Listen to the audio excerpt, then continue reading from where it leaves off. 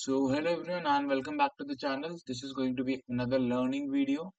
The last learning video which we covered was on AU app and it got immense love from all of you. So here I am with another learning video.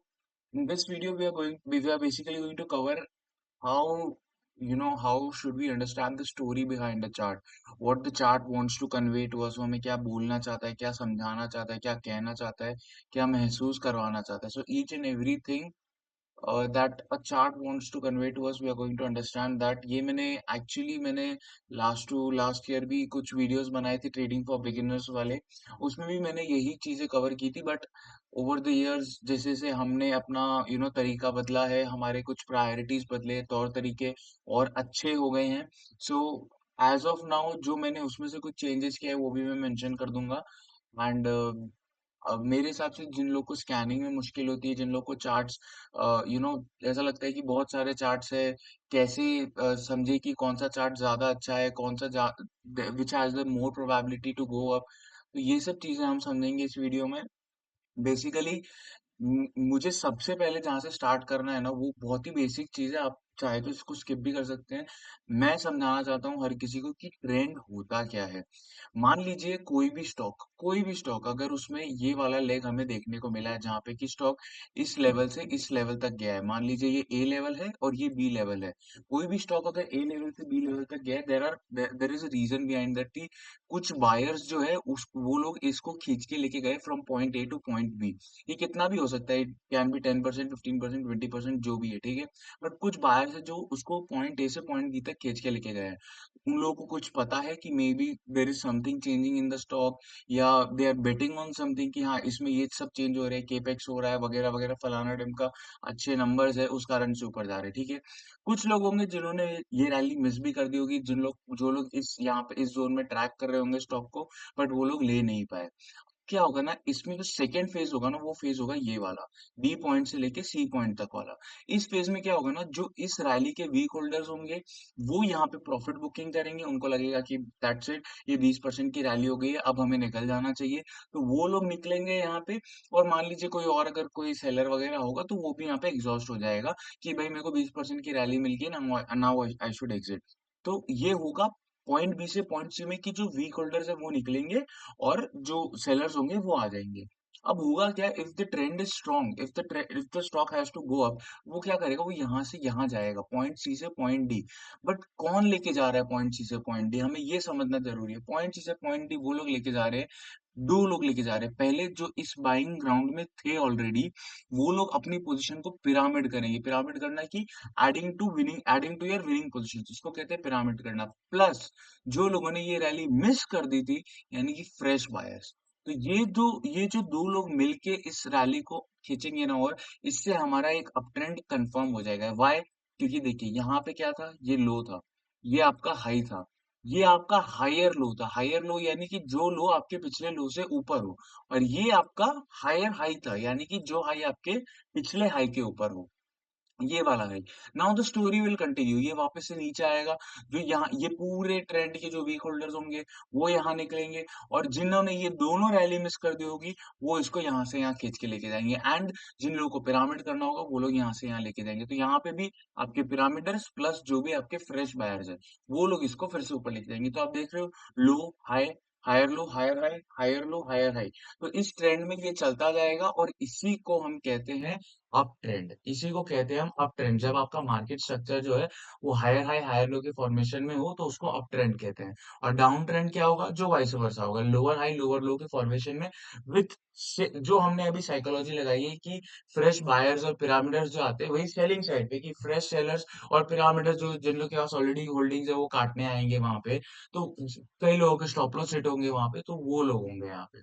और इस case में हमारा काम क्या होगा ना, जैसे ये लेवल निकाला, तो ये लेवल निकालने के बाद जो हमारा इनिशियल स्टॉप लॉस नीचे कहीं पे होगा, वो हमारा इनिशियल स्टॉप लॉस अब जो वो हमारा ट्रेलिंग स्टॉप लॉस अब यहाँ पे आ जाएगा. सिमिलरली जब यहाँ से यहाँ जाने के बाद ये वाले लेवल का जो ब्रेकआउट आएगा, तब हमारा ट्रेलिंग स्टॉप लॉस यहाँ पे आ जाएगा. तो this is the basic understanding, basic definition of trend, की ट्रेंड हमें आइडेंटिफाई कैसे करना है, व्हाट इज ट्रेंड, तो वो हम यहाँ से समझते हैं, ठीक है.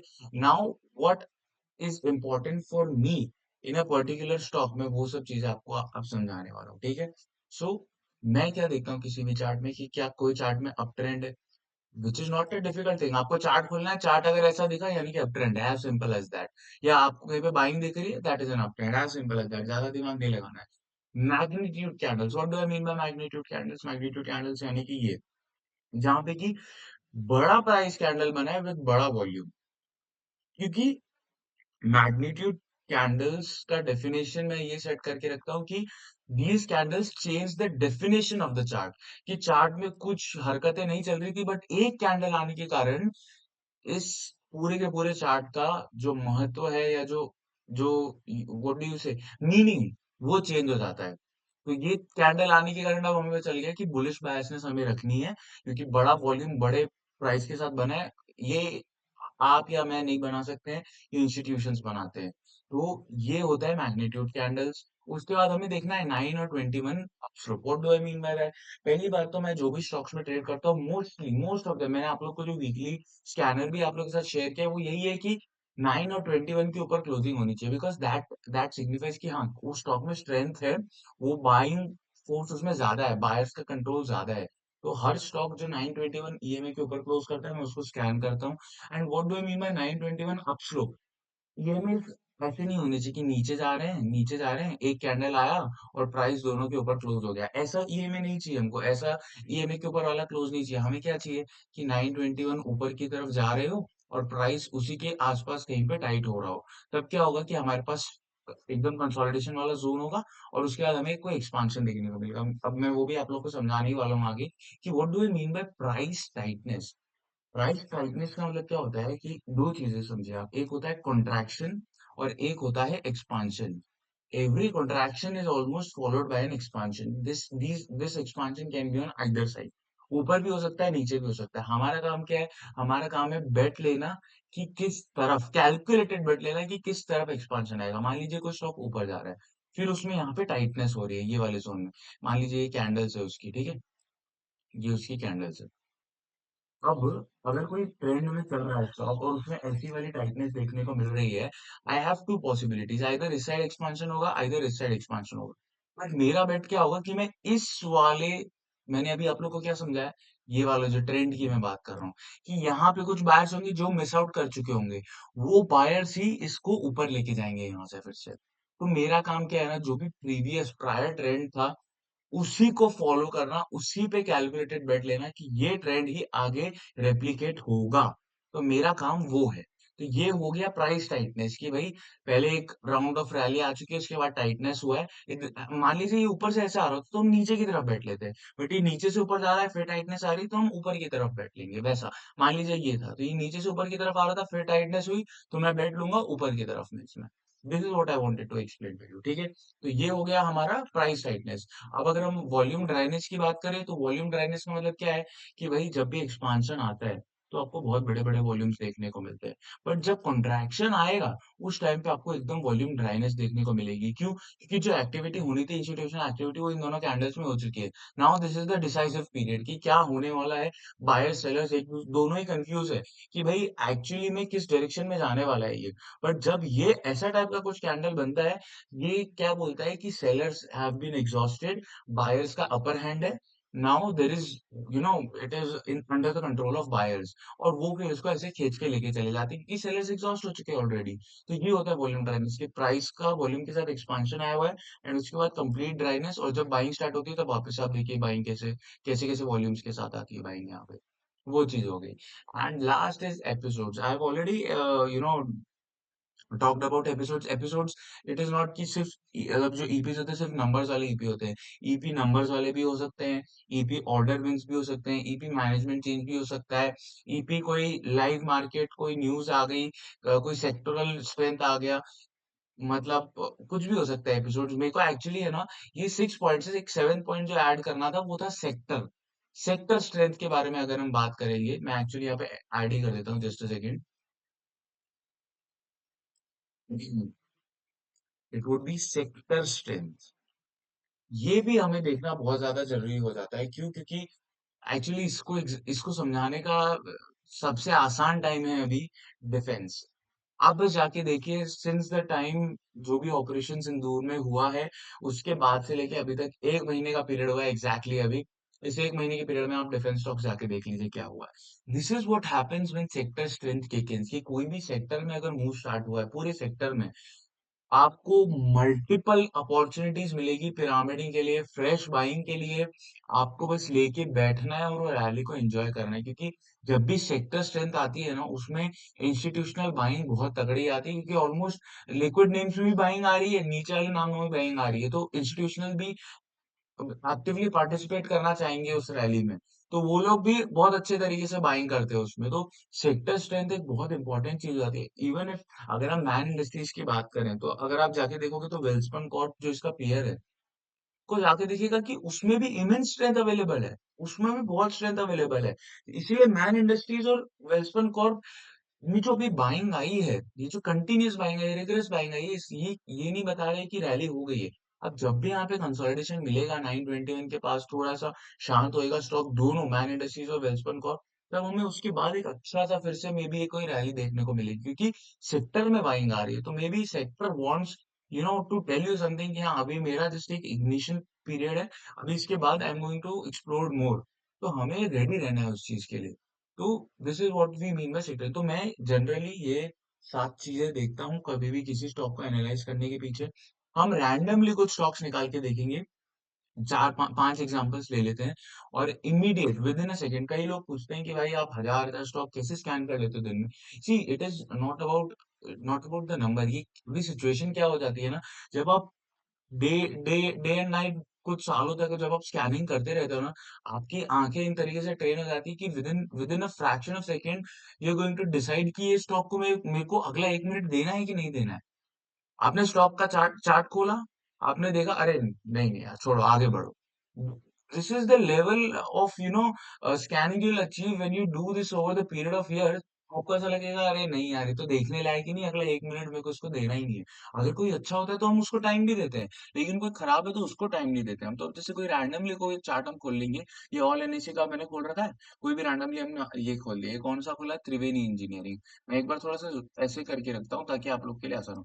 तो क्या मैं जैसे चार्ट को देखा, would I spend my minute on it? I would say no. क्यों? क्योंकि मुझे कहीं पे कोई स्ट्रॉन्ग ट्रेंड नहीं दिख रहा है। मान लीजिए यहाँ पे एक दो कैंडल्स जो बनी है, उसके बाद से उससे ज्यादा टाइम तो उसने नीचे आने में लगा दिया है, और फिर वापस से एक कैंडल बनी, फिर उसके बाद पूरा गैप फिल कर दिया, सारा टाइम इधर बिता दिया। तो this is not worth my minute. देखते ही मैं मना कर दूंगा। मान लीजिए कोई और खोलते हैं, FDC, again not worth my minute. क्यों? इतना नीचे है, ना कोई बाइंग फोर्स है, ना कोई वॉल्यूम एक्टिविटी है, ना कोई ईपी है, कुछ भी नहीं है। I would not spend my time on it. Next, Indian hook, same चीज। तो आपको चार्ट देखते ही समझ में आ जाएगा कि should I spend my minute on it. अब कोई रैंडमली हम कोई खोल लेते हैं, भारत वायर्स खोला जैसे। हाँ, अब मैं इसको इसको definitely for the upcoming week मैं अपने रडार पे रखूंगा। रीजन भी क्या, अभी अभी बहुत हाई वॉल्यूम कैंडल देखने को मिली है मुझे। ऑलमोस्ट 16% का था, मैंने आपको क्या बोला, बड़ा प्राइस कैंडल, बड़ा volume, high volume of the year भी था, और 16% का कैंडल भी था। तो दोनों चीजें हुई है। और अब अगर ये यहाँ पे कुछ ऐसा कुछ कर देता है, मान लीजिए अगले 3-4 दिन में ये ऐसा जाके ऐसा कुछ कर दे, जब तक 9 AM इसको कैच कर ले, ऐसा कुछ यहाँ पे हमें टाइटनेस देखने को मिले, और फिर जो एक्सपांशन आएगा, ये वाले एक्सपांशन में हम पार्टिसिपेट करेंगे फॉर श्योर। क्योंकि वही चीज मैं आपको समझा रहा हूँ कि प्रायर बाइंग फोर्स है, फिर टाइटनेस आई है, और फिर एक्सपांशन आया है। तो ऐसी चीज, अब ये बहुत नीचे है स्टॉक, बट अगर हम अभी देखेंगे, may be the nature is changing. जैसे कि अगर हम बात करेंगे फर्स्ट क्राई की, तो फर्स्ट क्राई का जो स्टॉक है, उसमें अभी नेचर चेंज हो रहा है स्टॉक का। नेचर चेंज होना मतलब क्या है कि stock was dead since IPO, कुछ नहीं हो रहा था। आप वॉल्यूम देखिए, कुछ नहीं हो रहा था। And in the last 4 days see the volumes. इस दिन पे वॉल्यूम देखिए, उसके बाद एक दिन का इनसाइड बार, फिर वॉल्यूम देखिए, फिर वॉल्यूम देखिए। So what does this signify कि स्टॉक में कुछ कुछ चेंजेस आ रहे हैं, कोई मे बी कोई इंस्टीट्यूशन एंटर कर रहे हैं, कुछ तो हो रहा है ब्रेन बीज में, जो कि आने वाले कुछ टाइम में हमें पता चलेगा। सो ब्रेन बीज फर्स्ट करेगा, स्टॉक का नेचर चेंज हो रहा है। ऐसे ही कोई रैंडमली और कोई स्टॉक खोलेंगे हम, डीकैल, यस एब्सोल्युटली, ये हमारे रडार पे रहना चाहिए। क्यों? Each and every box should be tick in this, मेरे हिसाब से। तो आप देखते हैं, देखिए क्या अप ट्रेंड में है स्टॉक? हाँ, अप ट्रेंड में है स्टॉक। क्या स्टॉक में कोई ईपी बना हुआ है? हाँ, अर्निंग्स वाला ईपी बना हुआ है। क्या स्टॉक में मैग्नीट्यूड कैंडल्स है? हाँ है, ये देखिए 12-13% की कैंडल, फिर से 10-1% की कैंडल विथ हाई वॉल्यूम, वो भी। तो हाँ, मैग्नीट्यूड कैंडल्स भी है। क्या प्राइस में टाइटनेस विजिबल है? हाँ, प्राइस में टाइटनेस विजिबल है। क्या वॉल्यूम ड्राइनेस विजिबल है? हाँ, वॉल्यूम ड्राइनेस भी विजिबल है। और क्या था हमारे पास? Sectoral strength. तो वो एक बार हमें जाके चेक करना पड़ेगा कि और दूसरे फार्मा के जो नाम है वो क्या कर रहे हैं, एक बार के लिए हम वो चेक कर लेंगे। तो जैसे जैसे आप ये बॉक्सेस टिक करते जाओगे ना, जितने ज्यादा आपके बॉक्स टिक होंगे ना, उतना ज्यादा उस स्टॉक स्टॉक का स्ट्रेंथ होगा, उतना ज्यादा your time should be spent on that particular chart. क्योंकि आप देखिए यहाँ पे भी एक गैप बना है, यहाँ पे भी एक गैप बना है, और गैप बनना और गैप ना फिल होना is a very big thing in any particular stock. ये मैं आपको मतलब जस्ट टू हाईलाइट दिस, कोई भी चार्ट हो, कोई भी स्टॉक हो, एंड कोई भी रीजन हो, अगर कोई स्टॉक में गैप अप हो रहा है और वो गैप फिल नहीं हो रहा है, डेली पे है तो बहुत स्ट्रॉन्ग, वीकली पे है तो और ज्यादा स्ट्रॉन्ग, और मंथली पे है तो फिर को ब्रेक अवे गैप बोला जाता है कि भाई कहीं पे मतलब किसी जोन से निकलना था, गैप से निकला, and it never return to that gap. तो वहां से स्टॉक चलता ही जाता है, चलता ही जाता है और चलता ही जाता है। इसके बहुत सारे एग्जांपल्स हैं। One of the best examples, क्योंकि मैंने इसको राइड किया था, इट वाज परसिस्टेंट सिस्टम्स। आप अगर एक बार जाके परसिस्टेंट सिस्टम्स का वीकली चार्ट खोलेंगे, सॉरी, और एक बार आप यहाँ पे आ जाएंगे, ये देखिए, I still remember because I traded this gap. ये वाला जो गैप था, this gap was never ever filled. ये आपका बहुत बड़ा कंसोलिडेशन था, कंसोलिडेशन का ब्रेकआउट दिया इस ब्रेकअवे गैप के साथ, and it never ever even return to that gap. वो चलता ही गया, चलता ही गया, चलता ही गया। वो 400 वाला स्टॉक जो है आपका 2500 हो गया, 2500 के बाद वही स्टॉक आपका थोड़ा और कंसोलिडेशन करने के बाद 6000, 700, 800 रुपए, 7000 का आप भाव मान लीजिए। So this is what the gaps can do अगर वो फिल नहीं होते हैं वीकली चार्ट पे। तो जैसे ये वाला गैप था, ये वाला गैप फिल हो गया, तो इसका इतना कोई वो फोर्स नहीं रहा, बट जो फिल नहीं होते हैं उनका फोर्स बहुत शानदार होता है। तो this is what I wanted to explain to you guys. ये थोड़ा सा बेसिक सा वीडियो था, इसमें कुछ ज्यादा कुछ मतलब कोई ना कोई मैंने इंडिकेटर के बारे में बात किया, ना कोई टूल के बारे में। जस्ट कि प्राइस एक्शन का एनालिसिस कैसे करना है, कैसे हमें डिसाइड करना है whether a stock it deserves our time, कि हम उस पर टाइम स्पेंड करें या ना करें। ये सब चीजें जो बेसिक चीजें, क्योंकि स्कैनिंग आजकल देखिए इंडिकेटर्स के साथ तो कोई भी करना सिखा देगा, बट प्राइस एक्शन जो होता है ना, मेन इंपॉर्टेंट चीज वही होती है। Every indicator would follow price action only. कोई ऐसा इंडिकेटर नहीं होगा जो आपको, कोई भी इंडिकेटर, कोई भी टूल होगा ना, वो प्राइस एक्शन को ही फॉलो करेगा। Price action is the king. तो आप प्राइस एक्शन पे मास्टरी करिए। जब आप प्राइस एक्शन सीख जाएंगे ना, फिर आपको ना कोई इंडिकेटर की जरूरत होगा। फिर जो जो भी आप टूल्स या इंडिकेटर यूज करोगे ना, वो आपके लिए एज अ सपोर्ट काम करेंगे। हाँ, ये हमारा जो हमारे एनालिसिस था उसमें एज अ सपोर्ट वो काम करेंगे कि हाँ दिस इज गुड, ये हमारा एड ऑन हो जाएगा। तो इसके लिए मैं आप लोग को कह रहा हूँ कि कोशिश करिए जितना ज्यादा टाइम आप स्पेंड कर सकते हैं प्राइस एक्शन सीखने में, उतना अच्छा होगा आप लोग के लिए। So I guess that's it for the video. और ये बेसिक वीडियो ही था, बाकी कंटेंट वीडियो, स्टॉक वीडियोस हम कंटिन्यूसली डालते रहेंगे। So see you in the next video. All the best for next week. Thank you.